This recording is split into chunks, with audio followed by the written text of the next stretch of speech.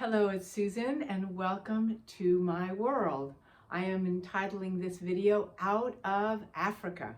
I just got back from an epic adventure, beautiful, remarkable time in South Africa. I hope you can see the giraffe, the wooden giraffe that's here.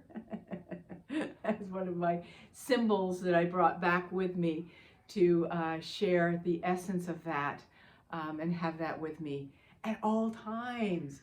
Okay, so many have asked about my trip, and there is something very significant about South Africa. I don't know if it's just at this time or what. So I imagine that's part of why so many have asked, and it felt really important just to share a little bit of my diary of my trip with lots of insights sprinkled in and perspectives and commentary, etc., as it relates to this beautiful time and beautiful land and beautiful people. So this was a group. There were 15 of us at most of the time, and it swelled up to 20 for our safari adventure together. 15 people, and it started because a dear friend of mine from many years ago had decided, she's from South Africa, as is her friend, they decided to put together a trip to allow more people to really love and appreciate the homeland of South Africa that is hers. Well, I have always felt that South Africa was one of my homelands, if not the most important homeland. For some of us who don't have these, deep Irish roots or deep cultural roots, it's like, oh yes, I identify with this culture or this religion or anything like that. I've always been sort of a global citizen, and I happen to be born in New York City and be an American, but it's like, I feel like there's more to me than that, which I think we all feel in certain ways besides the universal component. But South Africa has definitely carried a significance for me. It was no accident that I ended up living there for 6 months, whole story around that I won't go into, when I was about 23, 24, and was able to do an African animal safari back then as well. That was phenomenal to connect with that land, the people, and there really is something very, very special about being with the ancient animals of this world who have been here for a very long time and represent not the domesticated animals that we're with all the time, but the ones that really have held something in the land and of connection. And we all know from our connection to animals that they have a consciousness and a being that is so beautiful. And it has a sense of stability and anchor. Like, the whales are part of the Akashic records. They hold the records. We did see whales. And the dolphins are said to hold joy, and elephants hold, it feels like, everything, and stability, and you name it. Every animal carries a certain essence, which is so, so beautiful. I'll get to that further along the journey. So we met in Cape Town, an incredibly beautiful, rich town. The energy there is so rich, as at the same time so fluid and so alive. And the people that are there just love being there. And there are certain sacrifices, to say the least. It is not an easy country to live in. There's a lot of corruption in the government. The electrical system is corrupt. They're having what they call load shedding, which means the electricity gets turned off randomly at various times, although they've improved it. And the electrical company just says, well, this is the best we can do. I mean, can you imagine living without electricity sometimes for 8 hours a day, just because the electrical company says this is what we're doing? Those kinds of, we complain about, in the United States, we complain about various oppressions, but they're just used to it. They're just used to this sense that they have to be very resilient, which they are, very fluid, very buoyant, for the fact that they don't feel that they are so-called in control of their lives. But they are so beautiful. And the Black Africans especially are the most heart-centered, generous, love-filled people ever created. And I am so proud to be able to say, wow, I was there. I feel as though I was there at the beginning of human population on the planet. I've always said that. And realizing that it was in Africa where human population started. So I was probably a Black African, maybe even a Bushman, to feel that attunement with the Black Africans there, because I was one of them. I think most of us were, and supporting that beautiful, generous heart that's always been there since the beginning. And Cape Town is a portal, the birth portal. That Cape of Good Hope is like the birth portal for human existence, it's been said. And this is a perspective I am holding. Everything I'm sharing is a perspective I'm holding. There is no such thing as the truth.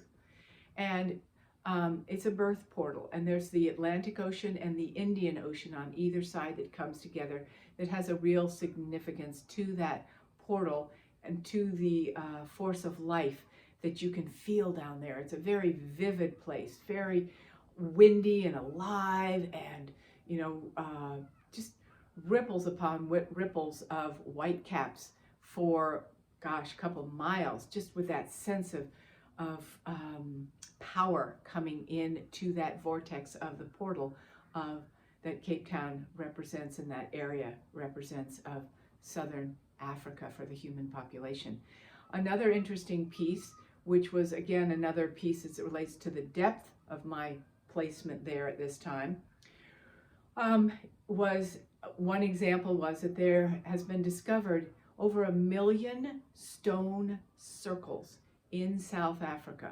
A man named Michael Tillinger, you can read his books, he's South African, writes about all of this, and they have sound frequencies to them, and they're made up of human remains in these stones, okay? But it's shown that some of the oldest living human remains are from way back, I think way more than 200,000 years ago. But these stone circles, to me, as he spoke about them and I read about them, and I was on the land of South Africa where they are, over 1 million of them, it was so obvious to me that these sound frequencies that they hold are like the codes, the blueprint codes that were brought from other beings, from other planets, just like we know the pyramids were built by other beings from other planets. It wasn't just a lot of hard work by a lot of slaves, nor were these circles a lot of hard work by a lot of slaves. They were brought in, and the codes for the true blueprint of consciousness creating from a human capacity, which is the blueprint for planet Earth like no place else, all connected to spirit, that those codes are held there. And that is part of, to me, the richness of the place. And the reason for me going there was to help to activate those codes again with many people who have, to activate those codes again, to say, yes, the blueprint is here and it's alive. And this will relate to what many would call the new Earth, that it's alive and well and is, believe it or not, emerging. Okay, so as a tourist, we started in this sweet little villa, oh my gosh, that was 200 years old, and it didn't hold it held the sense of the English classic teapots and linens and beautiful wood cabinets and things like that. It wasn't ancient, stuffy. It was just beautifully done. And we toured again to the Cape Hope. And by the way, I'm going to be putting a lot of pictures on Facebook. I can't put them all here. And I'll be doing installments of pictures from myself and from some of my cohorts from the trip. All a great, great group of people. Amazing, great group of people from various places, particularly from North Carolina, Asheville, North Carolina, where Maureen came from, who headed it all up. So we went to the Cape, and we went to Table Mountain. Now, Table Mountain is theoretically a flat mountain, and it's one of the few flat mountains that there are. You can do a cable car to the top, and you can see the Atlantic Ocean and the Indian Ocean from the top, and the vista is almost 360 degrees. And one of the pictures I have in the newsletter below is of a group of school children who wanted their picture taken. I said, "Can I take your picture?" They said, "Oh, please, please. Where are you from?" And I said, "California." And of course that lit them up for sure. Anybody from California must be a superstar, right? And I had such a fun time with them, taking a picture of them, and knowing, I told them I'd be sharing it with quite a few people, and they just couldn't have been brighter, happier. Again, happy, bright people. And they were obviously in high school, okay? Not the moody high school people we know often, no judgment here, but just alive, beautiful, young people. Okay, so we did that, and you'll see more pictures of that. And then we went to up the bay to a variety of bays, Hout Bay and Cock Bay and all of that, to see the just the landscape and the beautiful, again, the mountains all along the coast and the ocean, and the lushness of the green that's in a city like this is remarkable. Lush everywhere. Some would say it looks a little bit like Santa Barbara, California. Others would say Kauai. I think it's got a feel of diversity of culture, diversity of people, diversity of color there like no place else, and is very welcoming to anyone from around the world. Not because we're tourists, but they're a melting pot, and they appreciate the melting pot. So I also learned a lot more about Nelson Mandela and the part he played of totally erasing apartheid back in, I believe it was 1994. And in that time, he used the game of rugby to help people forgive the atrocities. And the movie Invictus tells that story very beautifully. And he used rugby as a way to bring the world of South Africa together. And again, forgiveness was his, and integrity was his mantle and his foundation for what he brought forward. And there was a lot of forgiveness that happened. And it reminded me, since apartheid was completed, done, that technical separation, it reminded me of these times that we know on planet Earth where something that seemed impossible to change was changed. Absolutely. And the spirit of forgiveness was brought in. We have a situation in the Middle East right now. We've had a situation with the so many places. Somebody reminded me the other day that there was the Berlin Wall. Who would have ever guessed that that would come down? And it did, right? So anything is possible. And the spirit of the South Africans is that resilience of possibility. And we are willing to work together, even though after Nelson Mandela, that kind of vision and unified working together has not remained to the same degree. They've got a lot of problems in that world financially. 30 to 45% of the population are homeless, jobless. Can you imagine? Can you imagine? And they just keep going. And they keep the spirit of family and generosity going, which is, again, remarkable. So got to taste that whole world and the diversity of it for 4 days. Yeah, I can't even hardly remember everything we saw. Walking the waterfront, a couple of museums, Nelson Mandela Museum, and again, Table Mountain and the beauty of the area. And then we went back again to the vineyards, and more north of there, we went to these incredible vineyards. And one was like a nature world where they had flowers and greens from every part of the world there on display as part of the vineyard. And of course, we had a wine tasting. But they are beautiful. And the mountains that go all along everywhere we drove, mountains, low hills everywhere, and they're soft and they're green and they're feminine, and it really felt. We also went to Kirsten Bosch Gardens, which feels like it was the heart chakra of that area. South Africa is seen as the root chakra of the world, and there is this meridian that goes up, the Ntrali meridian that goes up through South Africa, that holds the spine energetically of the world, and there you have the root chakra down at the base, but there's this heartland within the root chakra in the Kirsten Bosch Gardens, and in Cape Town area itself, which is like there's this heart pulsation of continuing creativity that goes on and keeps something of the heart blueprint alive, even in this root chakra area of life eternal that they bring there, which is so amazing.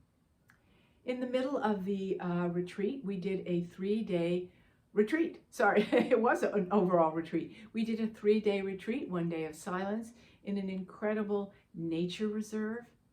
And we were able to see all the natural flowers. They called them the foibos there. Many species of flower that are no place else. And being off the grid, so to speak, even though we were out of electricity for a few hours every night.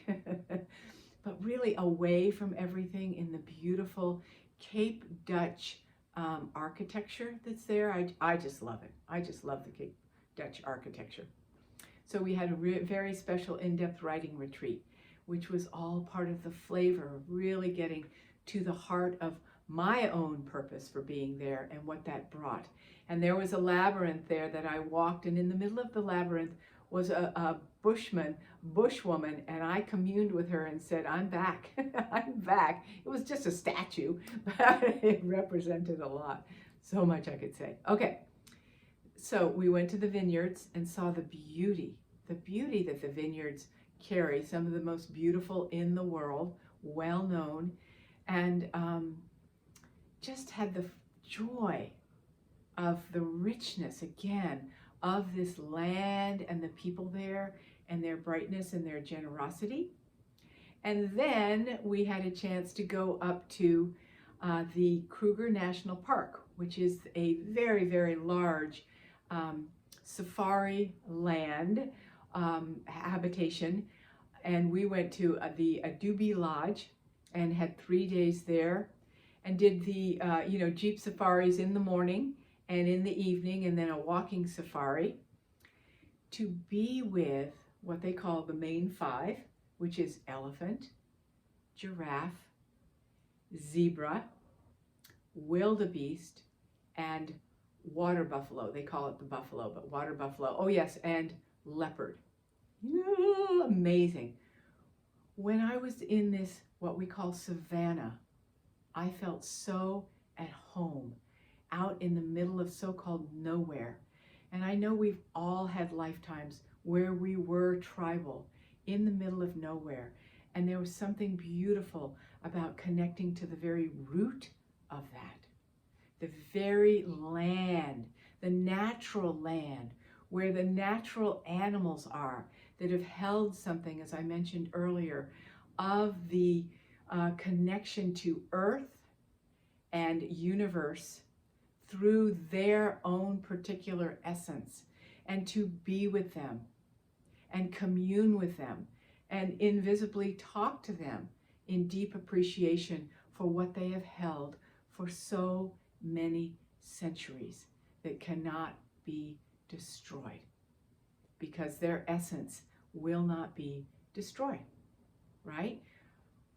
That's what they're there for. They hold an ancientness, and on I could go. The pictures will say it all. I want you to see the pictures on Facebook, because most of you will never have a chance to see these animals, and that's why I want to share them with you and capture the spirit of them and their absolute presence. There's nothing like presence and stability. Boy, do we need that right now, and they certainly carry that.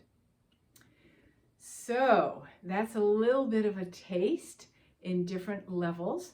I'm sure more will come through me as I move along into the immersion in November.